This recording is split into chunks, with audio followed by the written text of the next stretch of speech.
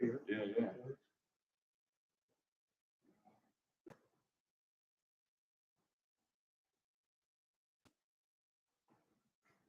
Oh, so that came up too. No, I'm watching this. Oh, you're watching. Okay. Okay.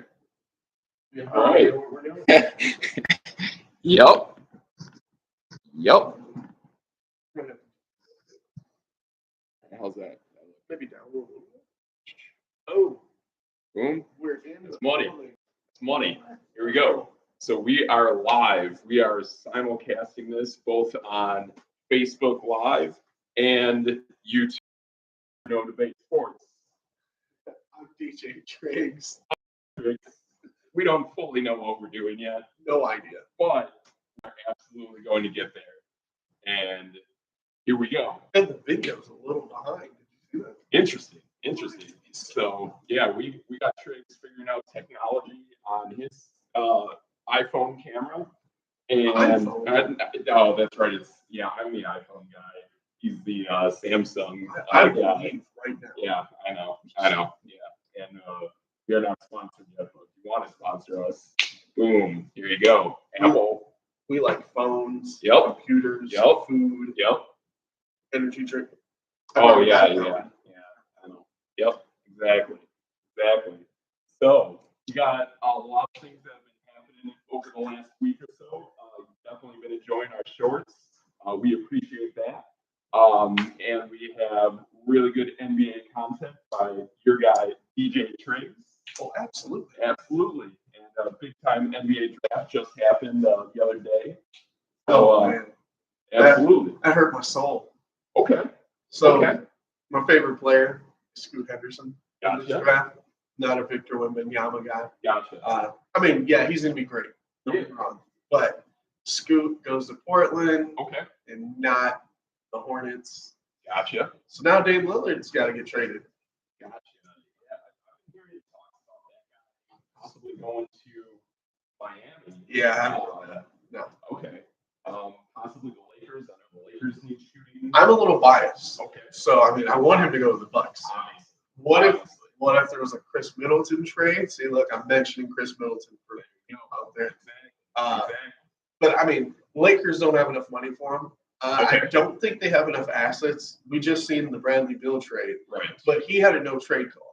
So in the no trade clause, he's the only player in NBA that has one right now. Okay. So basically, we saw him get traded for nothing, And he waived exactly what he wanted. he only wanted to go to that team. And Interesting. obviously, they traded a bunch of assets for KD Okay. during the season. Right. So, like, they didn't have anything. Okay. I mean, they probably could have got DeAndre Ayton. Okay. I don't understand why the Wizards didn't go for that, but they Right. did. Right. So, And Bradley plus, they Beal, lost Kristaps Porzingis, so they needed size.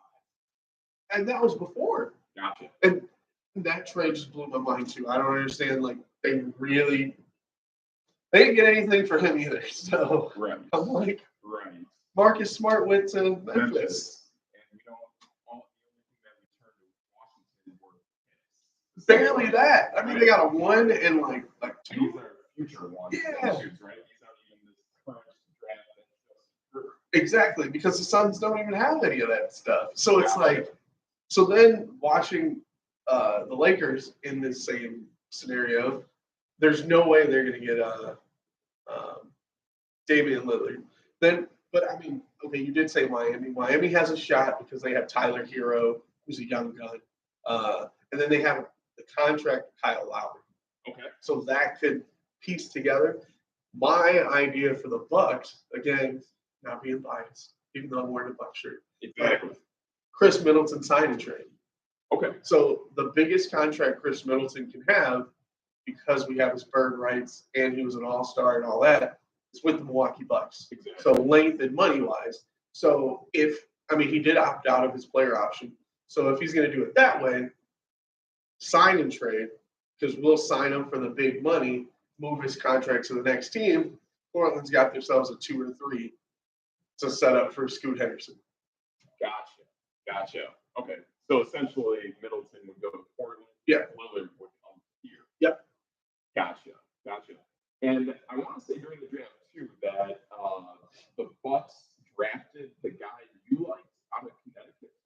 No. Who did they take from They, Connecticut? oh man, I don't even know his name because Right. not to be mean, but I Right. don't think he'll actually be on the team. Oh, okay.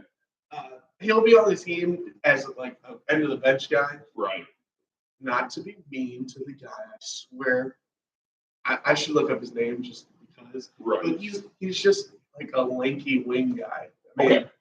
But you're talking about Hawkins, who's the best shooter in the draft. Exactly. He was my #1 out of my top 5. Exactly. That dude's a stud. I believe he went to the Pelicans. Okay. Off the top of my head. Which, Gotcha. Perfect. Sure. The guy can just sit there and shoot whatever he wants. Right. Because I don't have it all off the top of my head. I I have all my stuff like written down. Yeah, we're But that prepared camera for is today. like being used. sort of. Exactly. So yeah, we are all figuring this out. Figuring out all sorts of stuff. Yeah, we're seeing you guys are saying something about our audio lagging a little bit, a little going in and out. We are definitely figuring this out. And let's respond to what you guys are saying.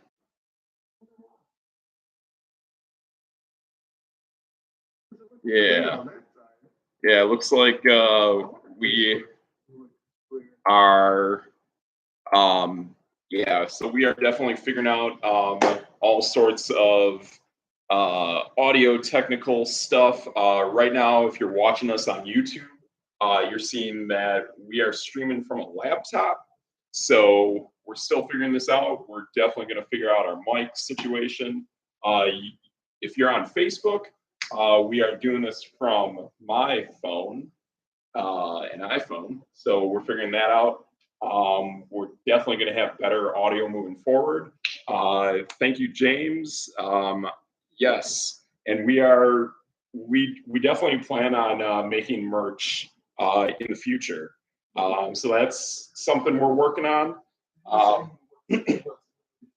Yes. Looking for merch and shirts. So yeah, we definitely want to have shirts, hats, all sorts of awesome material like that.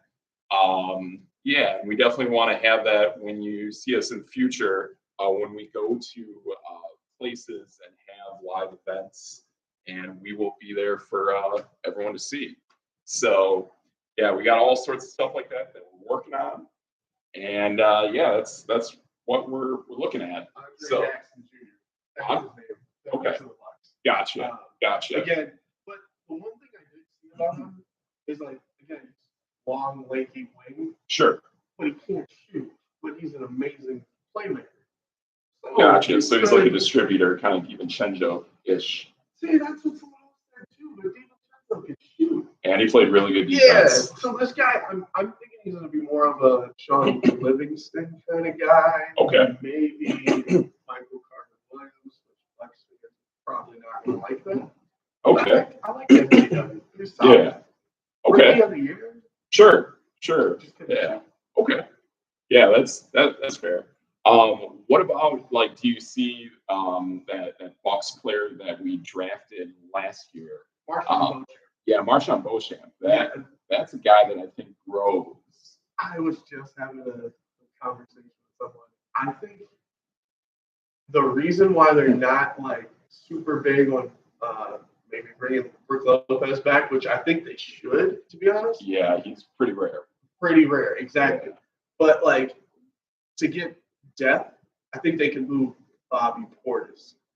It's gonna be one of those mid-level kind of guys. Bobby Portis, Grayson Allen, which is gonna be horrible.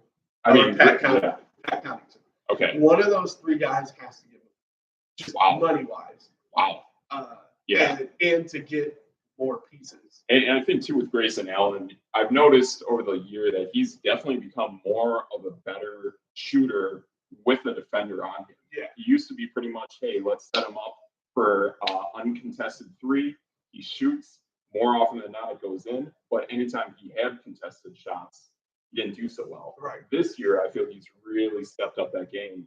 And now he has that all-around game coming in. That's a guy I would not really want to move on. Me neither. But for some reason, he's a lightning rod where every Bucks players. Like, oh, get rid of that guy. Get rid of Well, that guy. obviously, because everyone is still griping because he was essentially our dagger in our back way back when he was at Duke, and we were in the championship game with Wisconsin. So that I think that's where the gripe is coming from. And Still the Duke Wisconsin tie. He's dirty, but I don't think he's that dirty, to be honest. Yeah. Alex Caruso's probably gonna hate us if he watches Right, this. exactly. But I mean, the thing is, like, you need that toughness. You need a young guy. I mean, I like Connaughton a lot, but I do know at the end of the day that Grayson Allen is younger than Connaughton. See, but I like Connaughton more just because he's like a hustle dude. He is. And he can shoot the three for sure. Absolutely. Grayson Allen gets games where like you didn't even know he like shot a Yes. Yes. And so like with him, I think moving off from his contract and stepping up AJ Green. Okay. That dude is like a lights out shooter, and he came from a herd. Sure. With the G League, and so I'm like, let that dude shoot. Gotcha. Just let him fling it. Gotcha. Okay. I see what you're saying. Just got to fling it. Let him fling it. So yeah, that's kind of how we're rolling with our simulcast. We're just playing it. Whatever we got, we're gonna roll with. So yeah, that's where we're at. Yeah, I guess some other interesting stuff going on. Been doing some NFL stuff, talking quarterbacks.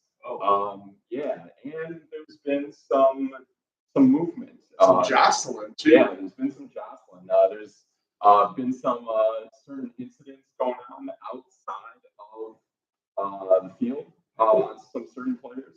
Wait, certain players. Can I just throw this out there? Oh yeah, because I don't know if you're setting it up for me to take a swing. Yeah, pretty much. Everything's allowed. Why is there beef between Chase and Kelsey right now? Exactly. What's happened? I've always felt that pretty much ever since the Rams-Bengals Super Bowl, basically you're seeing that the Bengals are kind of this almost anti-hero villainous kind of team because they've had things go against them in multiple instances. And I feel that you have the rift from last season, how both Buffalo and Cincinnati kind of had weird things going on with playoff scenarios following the Damar Hamlin game. And I feel like they feel that the NFL tends to placate more towards Kansas City instead of letting games kind of play themselves out. And especially with the play at the end of that game where Mahomes got pushed very strongly on bounds, I feel like all that tension comes back against Cincinnati. And I feel that's where Jamar Chase is. Plus, it is his guy. Joe Burrow is what it is. And this is definitely something we're going to be bringing you more of when we break down teams truly individually. I feel all of us are really wanting to see what is Patrick Mahomes' potential without Tyreek Hill, which we've already seen, and what would happen if it was without Travis Kelce. That's scary. Exactly. Like, how strong is that? If you look at our site, if you want to check out the Chiefs fantasy depth tracker that we have, you'll see that rating for every single Chiefs wide receiver is not good. Cheap plug. Exactly. So the way we look at that, we're definitely going to bring more about how that's all dissected. But those values on those cheap wideouts are not good. Okay. What the people really want to know is what do they want to know? Who wins in a fight? Kelsey or Chase? Easily Kelce. Okay. Because he is just an absolute monster. He is an absolute monster. I definitely admire, too, the fact that guy played pretty hard throughout the regular season. His performances are fantastic. So are Jamar Chase's. But the value that you see with Travis Kelce over at Jamar Chase, as good as Jamar Chase is pretty strong outside.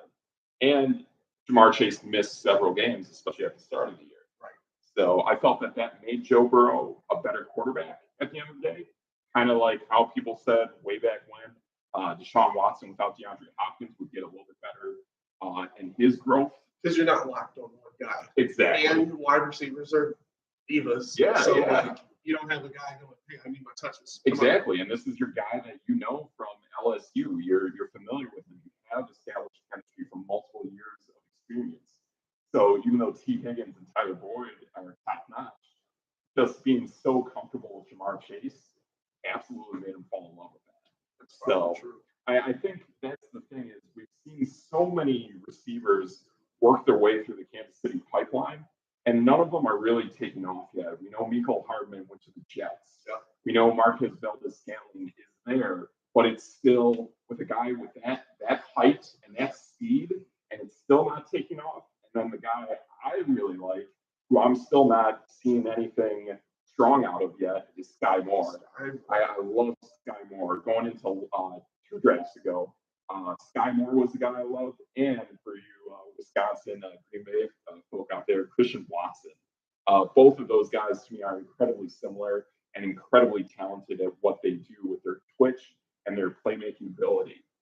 So I wonder what's going on with Patrick Mahomes and the chemistry of those wideouts. Why is there such widespread turnover since Tyreek Hill went to Miami? True. And that's also another issue in itself in Miami, is now you have this incident with Tyreek Hill, and I just feel like the guy has always had things going on off the field. Always. And he's a phenomenal talent. His speed is virtually unparalleled. But he just is stuck in these bad situations. And it's been concerning. It goes all the way back to college. He was at, I want to say, Oklahoma or Oklahoma State. Something happened there. He goes to Missouri Valley, comes into the NFL. There's stuff going on there.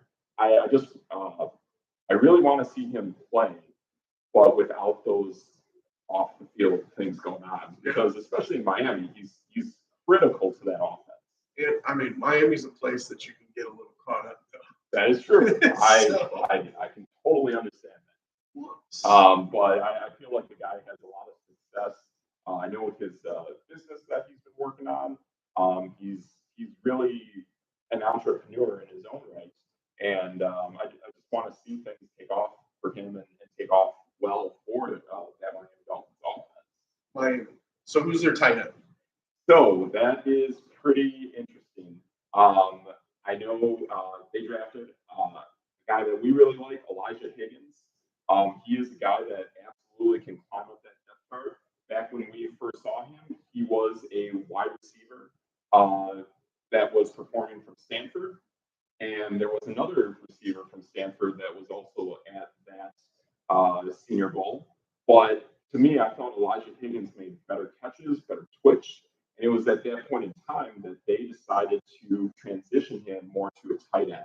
Right. So doing more of this Darren Waller-esque kind of transition of a guy with nice height and speed, and doing something where he can get those mismatches against those linebackers, being a really twitchy receiver. Yep. So I think Higgins is going to work his way up, especially because Mike Gesicki is gone.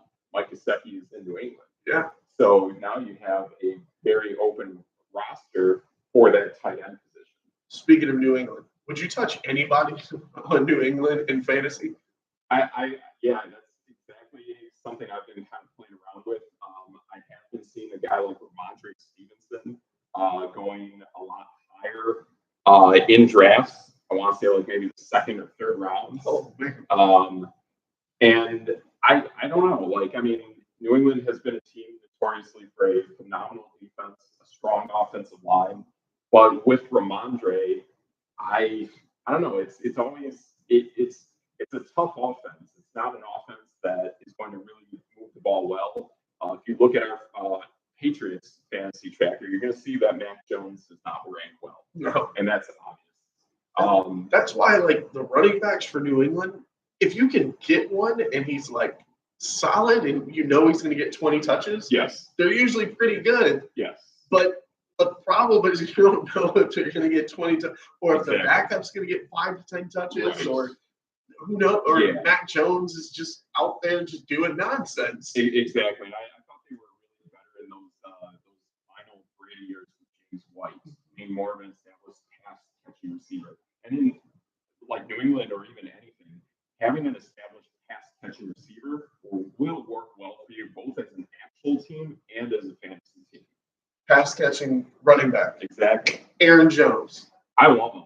And it's very interesting. As I was breaking down Green Bay's offense, and you can see that in our Jordan Love short and Jordan Love video. You can see that I feel that Aaron Jones pass catching ability is pretty top notch. Yes. He has not scored many touchdowns running the ball, but where he's missed on that, he's caught all his touchdowns receiving the ball. Yeah. And actually, by season's end, his touchdowns between running and catching equaled all of A.J. Dillon's running touchdowns. I think they had 7 or 8 apiece. Because A.J. Dillon's going to eat up all that ground at the goal line. Exactly. Like he's a red zone threat. He's going to pound it. That's his job. But he Exactly. doesn't hit like an extra ceiling, which I think is why the Packers actually brought Aaron Jones back. Because he's making a little bit too much coin for a running back. So is he at what about like a 13, 12-ish? Yeah. Okay. Yeah. Well, in my eyes, he deserves it. I agree. Incredibly rare.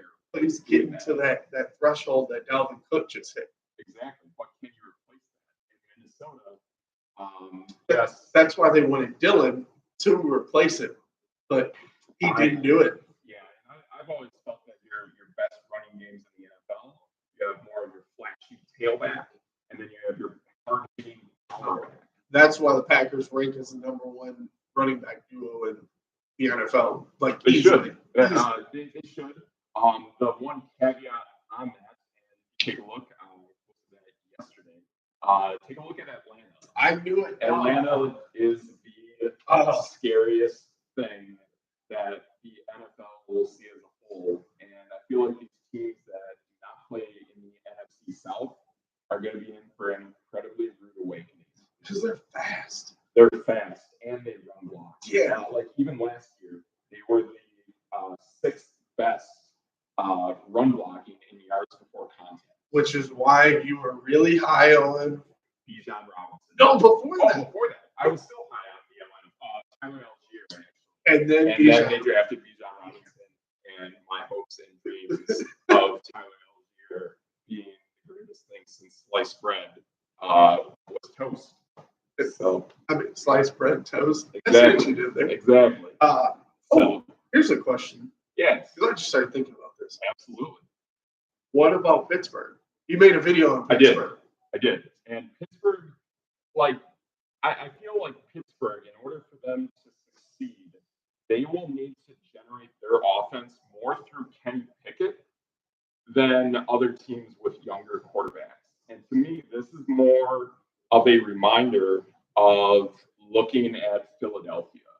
And yes, it's a very it's a close proximity franchise. But really what we saw in Philadelphia at the end of last regular season was taking Jalen Hurts out severely hampered that offense. Mm-hmm. Now I look at Pittsburgh and I feel like the entire offense will be generated through Kenny Pickett.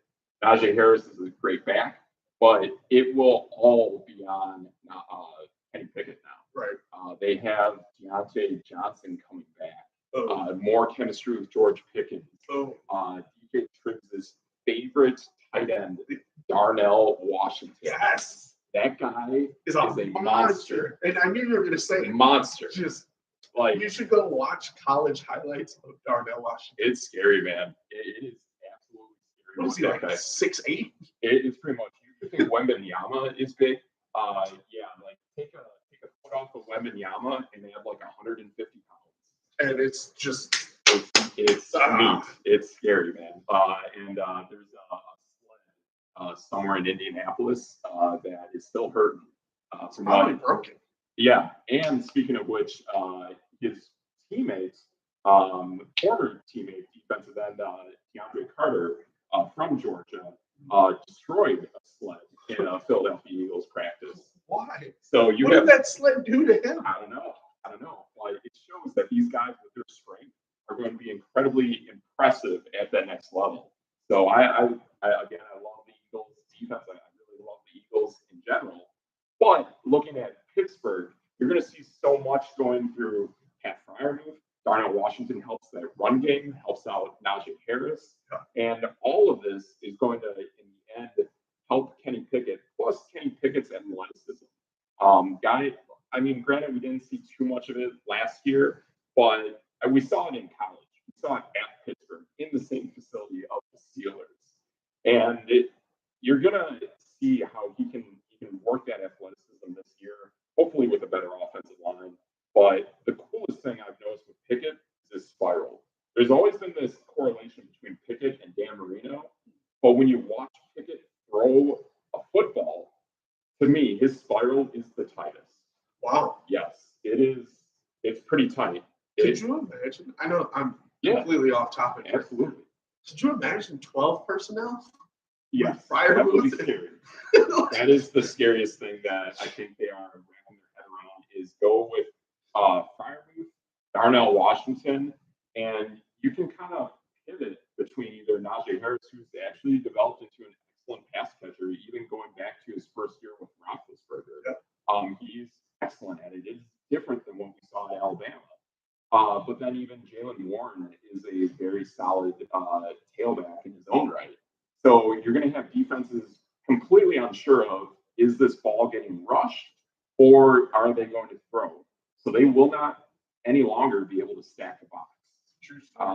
That I think you have a lot of that going on with stacking the box, really create, just kind of being ready for a Najee Harris rush. And if you're getting past Najee Harris, then you're like, well, might as well go after Kenny Pickett and take him out. And I think that's what led to his injuries. And that's what led to Pittsburgh having a really bad offensive line last season. Like, he's got to hit this second level. Yes. If not, they just might as well go find a new guy. They may, and that's why Mitch Trubisky went there and he felt that, hey, I got a shot at this. I got a shot at Pittsburgh. It's kind of the same mindset that I see in Miami of Mike White. Yes, Tua Tagovailoa is solid, but if he keeps going down, a guy like Mike White can say, hey, you know what? I think I'm good enough. I'm solid. I'm going to try for it. And that's why that was such an opportunistic place and an opportunistic offense with Miami.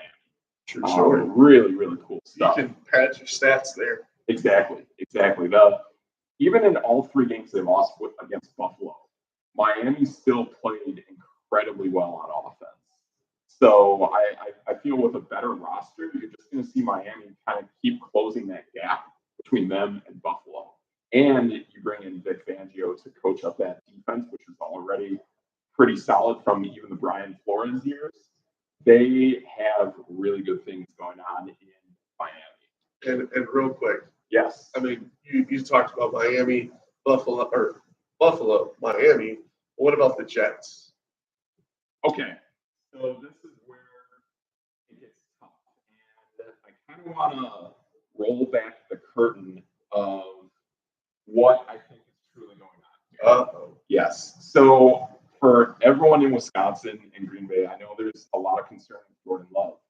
But think about what the Jets are truly developing, what their mentality is in the future. Okay. Granted, they have the current state of the offense, but they also need to know what to do 2 or 3 years from now when they're more than likely no longer Aaron Rodgers.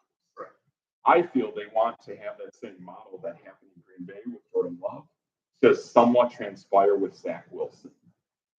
They want to see development in Zach Wilson. I know it's tough because even if you look at our bona fide number value of Zach Wilson and the Jets fantasy tracker, you're going to see that it's not good. No. And even for Aaron Rodgers, it's not good. These guys had rarely any elite level games. Even Joe Flacco did better than both of them. Even Mike White did better than all three of them until Mike White went down, and we know how the Jets are with that. And at least Aaron Rodgers has an excuse with that broken. Yeah, absolutely. But we are going to see that the Jets want to develop Zach Wilson. That was a high draft pick. That was a highly sought-after player coming out of Brigham Young, kind of ironically, just like also out of the state of Utah with Jordan Love coming to Green Bay. But I feel like there's been more, if I got to go between Zach Wilson and Jordan Love, I feel like there's been more coming into the draft for both players, there's been more upside and more intrigue from Jordan Love than Zach Wilson. Absolutely. So we know that before, and we're really rolling back the clock, 3-4 years ago, I can tell you, I saw a Dallas Cowboys training camp when they were showing all of that on NFL Network, that we saw Jordan Love talking to Jerry Jones when Dak Prescott was going through his contract disputes. And is he going to be resigned, extended? How's that going to work? But they wanted Jordan Love back then. Yeah. And then we have the talk of the Carolina Panthers post Cam Newton already thinking about moving on. Talk about the Patriots post Tom Brady. Jordan Love, I don't know if you guys go back and watch or YouTube it or whatever, but Jordan Love flew up some draft boards really fast. Okay. Really What fast. you got any teams that you knew about that? No, I know the Patriots were big. Right. And the that's Patriots why were the biggest one. And I Packers feel moved up. exactly. I know that was a discussion point that the Patriots wanted to basically take the spot that the Miami Dolphins were located in, but obviously in division, unlike TJ Hawkinson, Minnesota, Detroit, whatever. That's weird. Yeah, that's weird. But New England was not able to negotiate with Miami, whereas Green Bay, opposite side of the conference, they were able to slide in and take advantage of that. Yep. So that's where that happened, where there was all this hype going on. You had multiple teams communicating with Miami, and that is how Jordan Love found his way to Green Bay. So that's the very interesting, ironic point. I do remember even seeing someone's pre-draft analysis of a mock and saying that Jordan Love could go to Green Bay. And then I kid you not, the next day it happened. And I mean, wild. I went back and watched some stuff on him. Sure. He shot up to like the number 3 quarterback. Like Okay. it was nuts. Well, what other quarterbacks were in that draft? I can't remember. Okay. There was Yeah. someone, but Yeah. I think it makes me want to go look. I know. We'll do the deep research. We'll have our best people on it, and we will absolutely give you the lowdown on that in the comments. Yep, exactly. We got them. So, yeah, that's definitely where I feel that like you're going to try to see the Jets replicate that. However, it will be a shorter time frame. You really wonder, is Aaron Rodgers even going to hold up throughout the? I mean, you're talking a long schedule. Each collarbone has already been fractured. Yeah. You have leg issues already going on in training camp. They already have health issues on the offensive line of the Jets. They have awesome guys, and honestly, I want to say Quentin Wilson, the guard of the Jets from Louisville, huge guy. If you like Darnell Washington, take that as an offensive lineman. And in Louisville, this guy actually threw a guy. Like he picked him up and threw him. It was like 1-1 in Game of Thrones. Just picked him up and threw him. So I love the Jets' offensive line, but I don't know if they can stay healthy enough to do it. Breece Hall coming off a torn ACL, and I really don't like that. I really don't like seeing these guys come back from it. We know, being Wisconsinites, that we saw that with Jordy Nelson. And granted, yeah, the medical things of today's day and age get better, but it really took Jordy Nelson like 15 months. It took him over a year. And now you want to see Breece Hall, and for our Arizona folk out there, Kyler Murray come back in less than a year. I have more hope actually in Kyler Murray than Breece Hall, because Kyler Murray, this is more of an added, he had more time than Breece Hall. And this is also more of an added sense of he needs to do it to save his job. Right. And he, like, if the Cardinals are at the bottom of the barrel again, he's gone. And they will go Caleb Williams or Duke May from North Carolina, and they will absolutely move forward. So we already know there are some gripes between upper management and Kyler Murray as it stands right now. Right. So this is a guy who will have to play all out with his bad knee. Remember that weird contract. Exactly. And interesting point is, after this season, you will see Arizona have the ability to move out of that contract. They will take a hit, but the hit they will take is less than the amount of money Kyler Murray would be owed.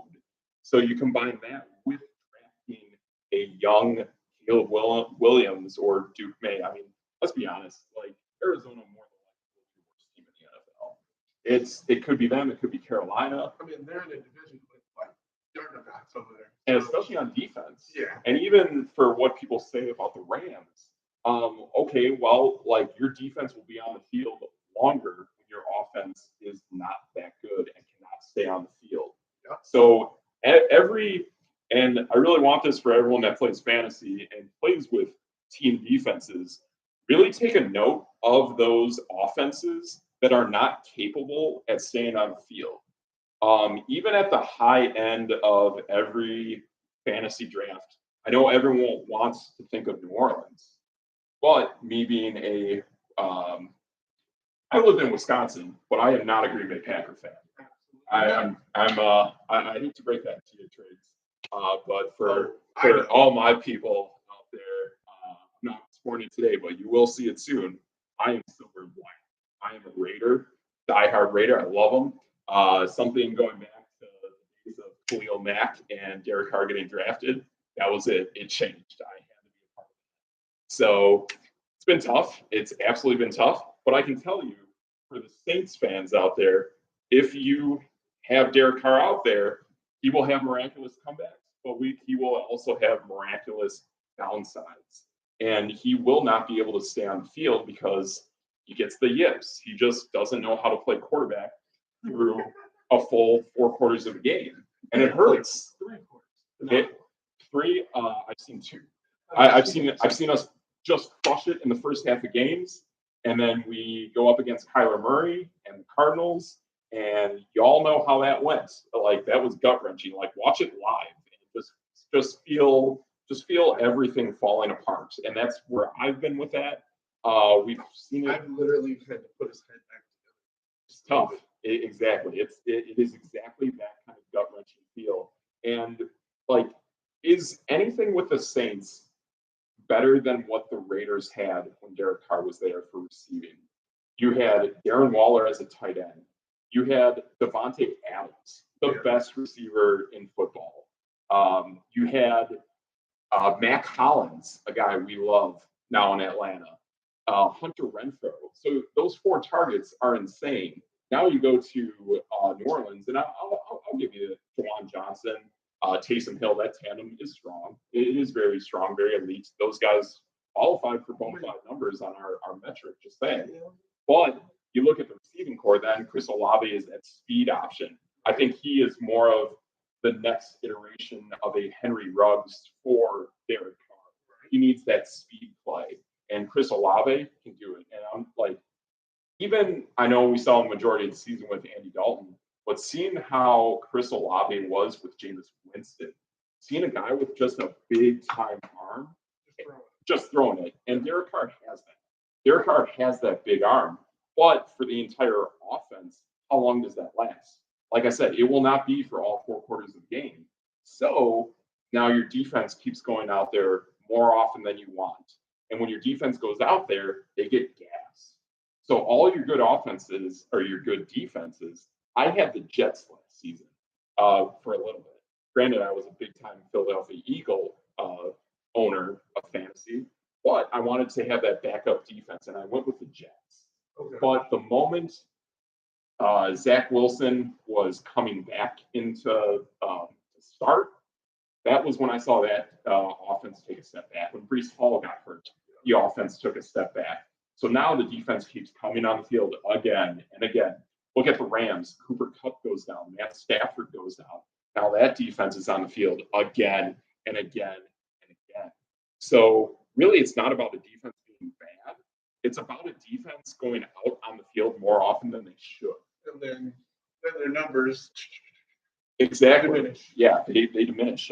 Even us being, me being a Raider, seeing my guy Max Crosby out there more longer than he should, it just gets gas. Yeah. These guys are all phenomenal. They're all excellent. But really what makes a defense bad is not the defense itself. It is the offense putting them back on the field sooner than they should. As a Packers fan, we saw that with the Packers defense. Okay. Everyone thought the Packers defense was going to be the greatest thing since sliced bread. Sure. But it wasn't the same Aaron Rodgers pushing them on offense. Sure. So either they scored too fast, Okay. or there was just 4 and out. Sure. Defense goes right back out there. Right. Do you think maybe even a loss of Zadarius Smith played into that? But yet Zadarius Smith goes to Minnesota. I think it was and Rashawn. Minnesota's the worst defense in the NFL. I think it was more Rashawn Gary. When he went down, Ah, then it just all gotcha. fell apart. Gotcha. Okay. Rashawn Gary is so far looking so good. Oh, yeah. Okay, good. Yeah, and I think that draft pick of Lucas Van Ness Yeah, is a very high-end pick. Things I've seen on the NFL Network, plug, they really liked Lucas Van Ness as one of the premier edge rushers behind the top Alabama pick to the Texans, and then obviously my best pass rusher, Tyree Wilson out of Texas A&M. Him opposite Max Crosby. Good luck. I mean, yeah, we're not going to do anything on offense, but hey, we can hit the quarterback pretty hard. So that's where we're at. Yes. So yeah. So, we got. So we probably should answer this. Okay. Yeah. Let's start answering some questions. Who do you think will make it into the NBA first? K. Middleton or Russell Westbrook. No. Yeah, Westbrook. Okay. I mean, I can tell you from my aspect, not as deep into the NBA as you are, DJTRIGGS, but from my aspect, I have always been more impressed with Russell Westbrook. Seeing a guy play with the tenacity, the triple doubles are insane. Oklahoma City was a heck of a team, man. Back when it was Westbrook, Harden, and Durant, it never really They got to the Western Conference Finals. They did. It was pretty insane. Wait, did they? No. The conference. The conference they did. But I want to say they were either up 3-0 or 3-1 against Golden State, and then And that's when KD left. Yeah, and what Steph Curry did right there, it was like, LeBron James was at the top, Kevin Durant was coming up, and then all of a sudden, like, Steph Curry just leapfrogs all of them with the epic comeback against Oklahoma City, and then winning the title immediately after that. Yeah. So I like Westbrook a lot. I love his tenacity. I'm a Scorpio. He's also a Scorpio with Westbrook. So a little zodiac stuff. I know a little cool galaxy cool stuff there. But what I liked with Westbrook was really his intensity. Not too much on defense, but still the way he distributes.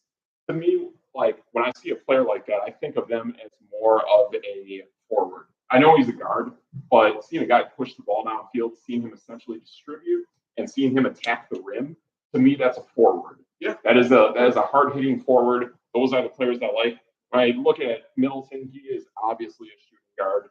He's had great things. Definitely playing incredibly well for Team USA and winning a title with the Milwaukee Bucks. Get out of here on Team USA. It was Drew Holiday all the way. It was. When he came in, that team went like exactly. And I've always enjoyed seeing a guy like that because, especially when it comes to defense, what Drew Holiday is a rarity. Like you talking about Pat Connaughton, seeing a guy do what they do like that is a rarity. So that's why I think Middleton is a great complementary player. But Russell Westbrook was the star. And granted, he's come close but hasn't got it. I think of him as basically the basketball Dan Marino. Incredibly potent, high octane on offense, just yet couldn't cross the finish line.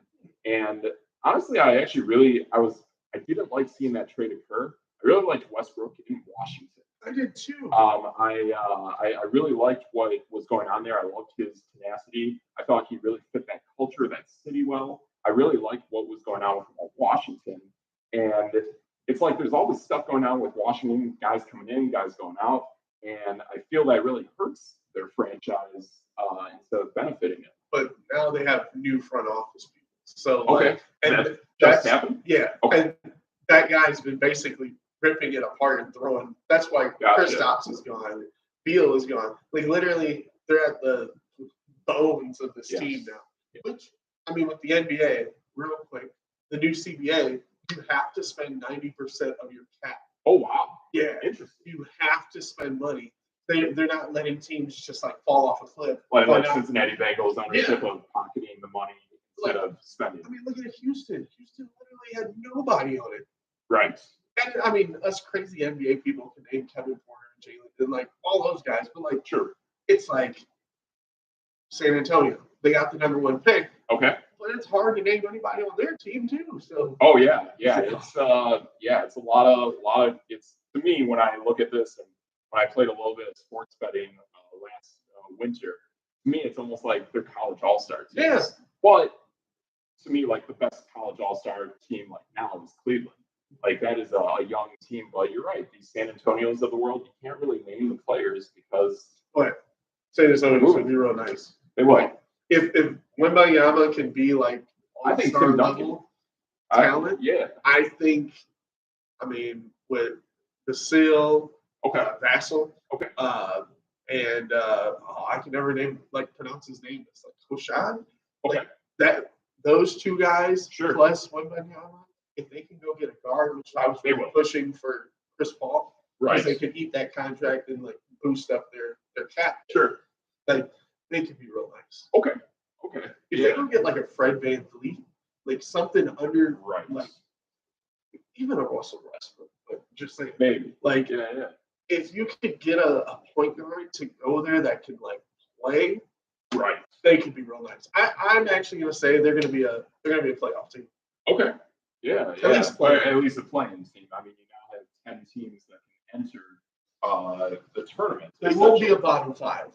They will be in the playoffs. And to be honest, like looking at the West, they may not all be great, but to be honest, they're all pretty good. Yeah. There's a lot of cool movement. Even Portland, for being what they were, could move that ball really fast.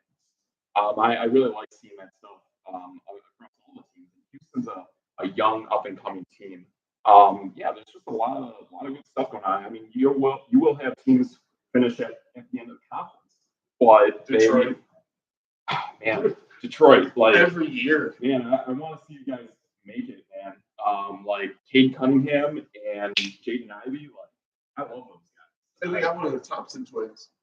Oh, that kid's and he's a stud on defense. Okay. He can shoot and play defense. Like he's going to be starter day one. Okay. Well, are the Pistons going to have someone with well, they traded for who's the center they traded for? That's gonna. I wish it was Ben Wallace. I do. Ben Wallace was my favorite. That guy put up like 20 blocks and 0 points every game, and it was mine. But that like was awesome. Job. And I love it. Like even in Chicago, he did that to an extent.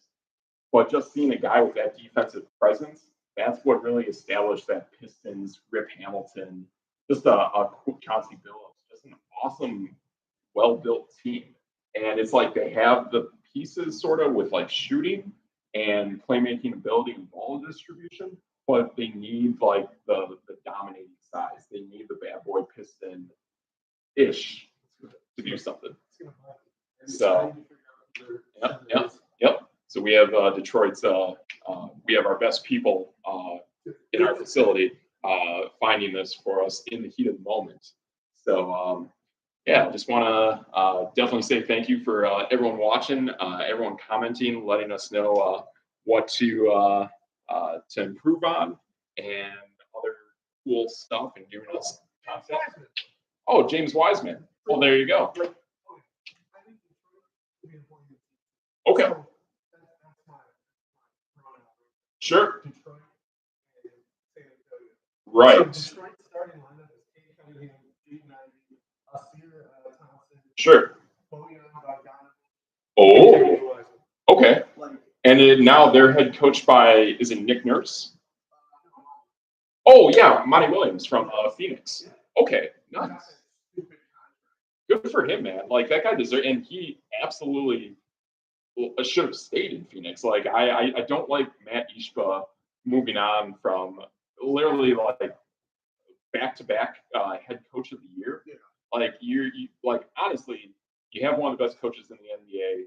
In my eyes, too, there are more great head coaches in the NBA than there are great head coaches in the NFL. So maybe it may be easier to transition but still, you can't replace a guy with Monty Williams' talent. But Frank Vogel, I mean, he's got a championship, and he's Right. a defensive coach, and that's what they need. Okay. Because the Suns, they literally have all these offensive players. Yeah, No scores, defense. big time scores. So yeah, so that's where we're at. I think we had a pretty good show for our first go around. Show? Oh yeah, Is this a show? oh yeah, this is a show, and we will flat out be bringing you more show, more fun content. Oh, we are No Debate Sports. Still working on it, whatever the second part of that is. But, but we are No Debate Sports Live for now. And yeah, we got really cool stuff. Yeah, it says sent 99 stars on Facebook. I just touched So yeah, no, hey, whatever you gotta do, you gotta do. So thank you. Tanya sent 99 stars. Hey, Tanya, thank you. Thank you. That means a lot. Really appreciate it. Oh, tangent.